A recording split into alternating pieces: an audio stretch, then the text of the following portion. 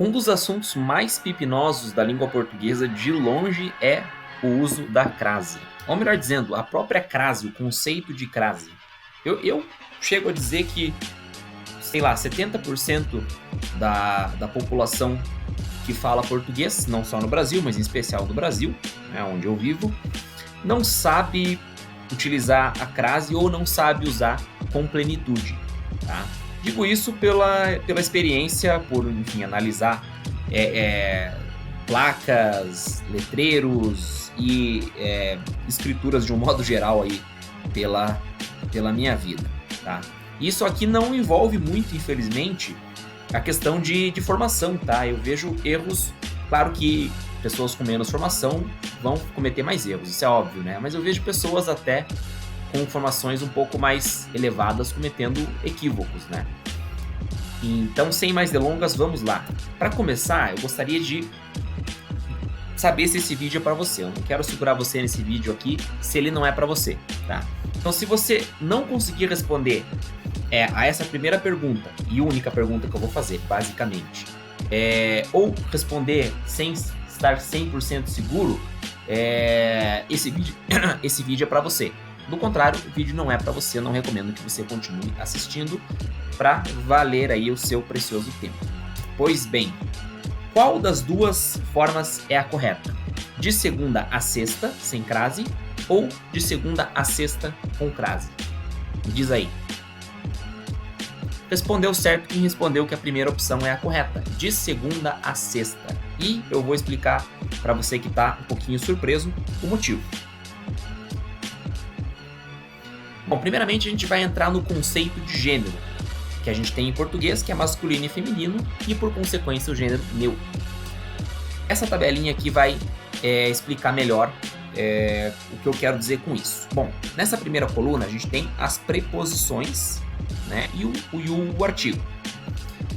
Aí neutro, feminino e masculino. Então perceba o seguinte, que a preposição em, na sua forma neutra, é em mesmo, né? Isso vale para todos as preposições, né? O artigo aqui já é outra história. Então, a preposição em sua forma feminina é na. A preposição em, na sua forma masculina, é no. O mesmo ocorre com de e o mesmo ocorre com a.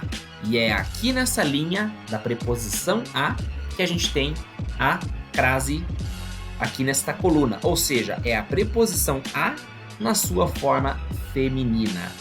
Tá? Não vou me alongar muito nessa tabela porque o foco aqui é a crase.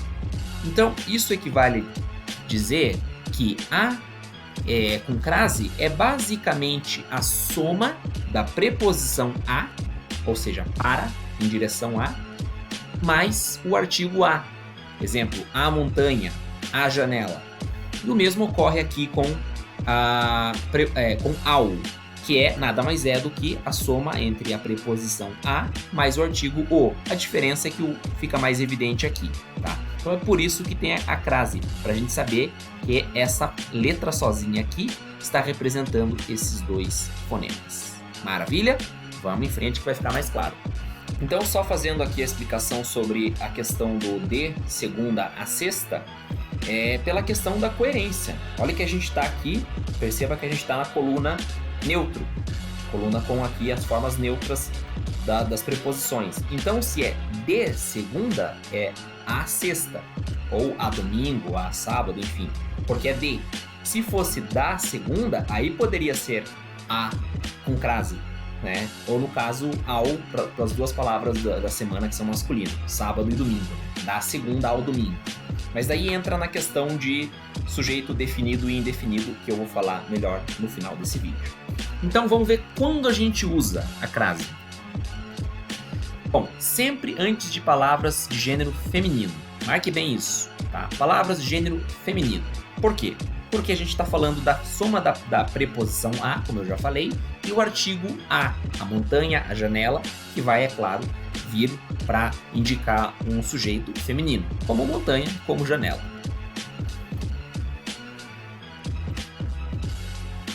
Então, um exemplo. Ele foi à Itália, com crase. Veio à tona, com crase. Perceba que essas mesmas frases, quando a gente substitui as palavras em questão por palavras que são femininas, Itália e Tona, por palavras masculinas, a gente vai ter, ele foi ao Japão, veio ao centro. Ó, foi à Itália, foi ao Japão. Veio à Tona, veio ao centro. Então, reforçando o que eu expliquei no começo, a com crase, né, é o oposto de, em termos de gênero feminino, lá com crase, é o oposto de ao. Né? Uma exceção é aquele, e eu vou explicar lá na frente. Agora, quando a gente não usa a preposição, melhor dizendo, quando a gente não usa a crase, bom, antes de verbos, exemplo, a partir de, a saber, assim por diante, não se usa a crase, tá? Não se usa a crase antes de verbo, jamais, beleza?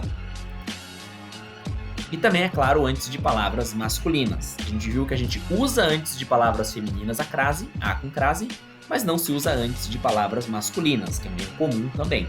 Exemplo, a despeito de, a propósito, enfim, sem crase, ou melhor dizendo, jamais com crase. Então vamos para a conclusão que eu te trouxe a esse vídeo, né? A crase nada mais é do que a união entre a preposição a, como eu já falei, e o artigo, no caso, a, né? Lembrando que, quando é masculino, a gente vai ter ao. A com crase, quando é feminino, e ao quando a gente está falando de um sujeito ali na frase masculina. Então, vamos lá, dicas. Primeira dica é fazer o contraste do a com crase e o ao, que eu insisti em falar aqui. Bateu dúvida, faz o teste do gênero, que não dá erro, tá? Vamos lá. Exemplo, se eu tenho dúvida de se vai levar crase fui à Itália, por exemplo, vou escrever lá fui à Itália, bateu dúvida. O que eu faço? Eu vou, como a gente já viu, reescrever essa frase substituindo a palavra em questão, que é feminina, Itália, por uma palavra masculina, aqui de preferência para facilitar a compreensão, um país masculino, né? No caso, Japão, Canadá, Brasil, a gente vai ter fui ao Japão, fui ao Canadá, fui ao Brasil, etc. Logo, a gente entende que o oposto vai ser a crase. Por quê? Porque se eu escrevo fui à Itália sem crase, seria o equivalente a falar fui, né, a Brasil. Fui à Itália sem crase, o oposto é, no caso do Brasil, fui a Brasil. Isso soa muito estranho, não soa? Fui ao Brasil. Tá? No caso do feminino, na sonoridade a gente não tem a diferença. Fui à Itália, fui à Jamaica, né? Agora no masculino a gente tem a diferença não só na escrita, mas na sonoridade. Então é por isso que eu peço que você faça essa inversão, né? Coloque o masculino para ver na hora de soar, né? Então você viu que é ao, então o contrário é automaticamente com crase. Fui ao Brasil, fui à Itália com crase. Por quê? Porque o a com crase é o oposto de, em termos de gênero, né? É o oposto do ao, beleza? Então, a com crase versus ao. Esse é o teste número 1. Coloca no gênero masculino e vê se aparece o ao ali. Se aparecer o ao na frase, é com crase. Se não aparecer, não é com crase. Outro exemplo. Não estou à altura de. E aí, com crase ou sem? Vamos lá fazer o teste. Eu vou pegar essa mesma frase, só que substituir a palavra altura por uma palavra masculina qualquer. Redor. Redor é uma palavra masculina. Masculina, né? Então não estou ao redor de. E não a redor de. Se não estou ao redor, então não estou à altura com crase. Beleza? Outro exemplo. Sujeito a multa. Bom, aqui a gente tem um exemplo perfeito que é sujeito a guincho. Multa, feminina, palavra feminina. Guincho, palavra masculina. A multa, o guincho. Então, se sujeito a guincho é sujeito a guincho e não sujeito ao guincho, isso significa que sujeito à multa não vai ter crase. Sujeito a guincho, sujeito à multa. Se fosse sujeito ao guincho, aí seria sujeito à multa com crase. E aqui eu vou pegar esse gancho, falando em guincho, para ser um pouquinho mais técnico. Se você não entendeu o que eu vou explicar nessa última parte, não se preocupe, tá? Mas se você entender, vale a pena uma reflexão mais técnica aqui dessa questão. Por quê? Porque eu abri aqui esse vídeo falando que a gente ia tratar também da questão de gênero. E não é só a questão de gênero, é a questão de sujeito definido e indefinido. Então, tanto o sujeito à multa com crase quanto o sujeito ao guincho vão estar fazendo referência a uma multa e um guincho específico, ou seja, algo definido, tá? Quando eu falo sujeito à multa sem crase, que é o que a gente viu no exemplo anterior, e sujeito a guincho sem crase, ele é sujeito a guincho, né? No caso, sem crase, sem o ao, né? Eles vão estar fazendo referência ao sujeito indefinido, ou seja, qualquer multa, qualquer guincho. É genérico. Agora, com crase, como você está vendo aqui, e ao guincho, como você também está vendo aqui, vão se referir a algo mais específico. Por exemplo, você está sujeito à multa que lhe falei que entrou em vigor em. Então, nesse caso aqui, eu estou falando, né? A pessoa está falando de uma multa em questão, né? A multa tal sobre tal, né? Tem um contexto definido. Então, é isso. Então, essa multa vai ser com crase, porque é a multa que te falei, tá? E não sujeito a uma multa qualquer, não importa qual. O mesmo exemplo aqui seria para o guincho. Ele está sujeito ao guincho que passa todas as tardes aqui. Sujeito a guincho significa que ali naquela vaga teu carro pode ser guinchado. Não importa se o guincho é o guincho X ou Y, não interessa. Agora, quando eu digo ele está sujeito ao guincho, eu estou falando de um guincho em questão. Eu sei que as frases não são muito perfeitas ali para dar um exemplo, mas é essa ideia aí de sujeito definido e indefinido. Isso é muito importante para a crase também. Por quê? Para fechar essa parte técnica. Porque aqui é relativo, né?